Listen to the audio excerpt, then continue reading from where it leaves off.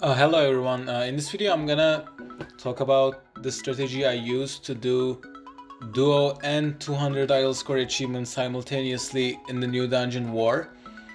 First of all, I'm gonna talk about my builds. I am doing it with a Panda and an IOP.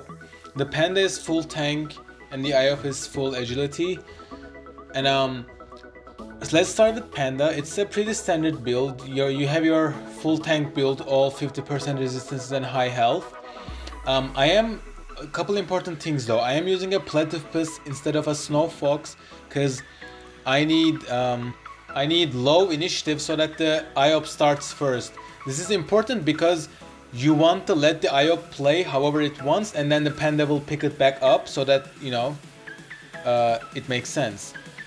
But couple different things that I use are I use the Dokoko to get constant heals. And I am also using Boozer because you don't want to lose the effects of the IOP's vitality.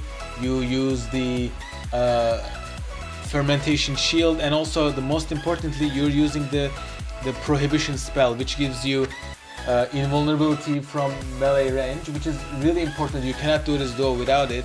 You can see in the fight the points where I used it. I use it as soon as it comes off cooldown before only bosses left. But when only boss is left, I try to save it to the turns where the boss summons a new weapon, and then I focus the weapon down as quickly as possible with my IOP, and then during that turn though, the first time it's summoned, my Panda doesn't get any damage thanks to that spell. But since you only have the spell for one turn, you basically have a turn to kill the weapon off, which is quite easy since they don't have any resistances. And as you can also see in this video that my IOP can easily kill the weapon after one turn that it summons. And for my IOP, I'm using a full agility build. I didn't make any special set, I just moved my Fekas set. But I wanted to have high ability power in order to be able to cast double fracture plus a zenith in one turn, which needs 13 ability points. So since I use Mano Belt, I could have a maximum of 11 ability points. That's why I used both an Abyssal Dofus and an Ochre Dofus. And this way, when I'm picked up so I don't get any damage, I have 13 ability power in my turn. I also used Vulbis Dofus for the final damage and the Ebony Dofus for the poison and the final damage. If you have it, you can also use the legendary cape that gives 10% spell damage. Basically, you just want tons of damage because you need to kill the monsters as quickly as possible, you know? But as you can see in the fight, I am just first of all clearing all the monsters. The first two monsters are pretty straightforward. The small one is just stays in melee, so you just finish it off.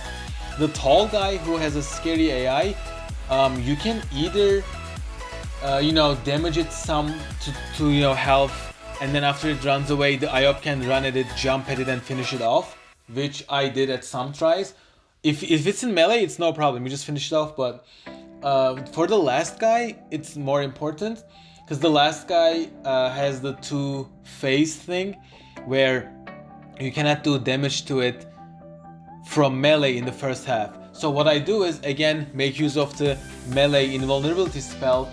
I try to get through the first half of his health in one turn, which I couldn't. It took me 2 turns. But it's fine because in the first turn, I used the melee inhibition spell, and in the second turn, it just didn't do that much damage, but it's a hassle to keep the health of your Panda high anyways. But if you can, try to get through the phase in one turn and then use the melee inhibition spell, because of the idols that you're using, when you deal damage to it from range, it's gonna gain a lot of damage. That's why this is important. But once you're in the second half, you can just finish it off in one turn and then you're done. When only the boss is left, there are a couple things that you should worry about. First of all, in all of your turns with your Panda, as you can see here, what you're doing is just trying to stay alive. You cast Prohibition on yourself off of cooldown, you use Fermentation Shield, you stain the enemies, you cast Kevets around you and stack those glyphs. And with your IOP, you should buff your Panda vitality so that you have a higher base health, which means that percent healings such as Dokoko and Kevet will also be higher.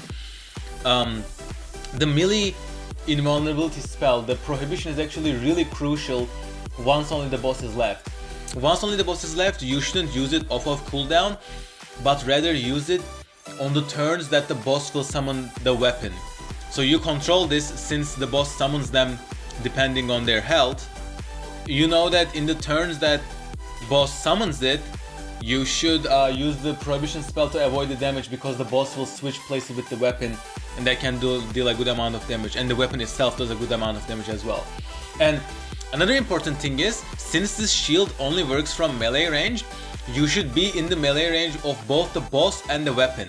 And since we know that the boss summons the weapon clockwise starting from the right, you should always have the boss on your left so that the summoned weapon is also in the melee range with you. In this fight you will see that I often change my positions to be in that set position, otherwise I would take damage from the weapon. And lastly, since we are killing all the weapons, the boss will gain a lot of resistances, so whenever I'm damaging the boss, I usually start by casting fractions with IOP to have an erosion on the boss so that the max health decreases as well, which I guess makes it easier to kill the boss. Because towards the end, the boss will have about like 70% resistances, which might be pretty annoying.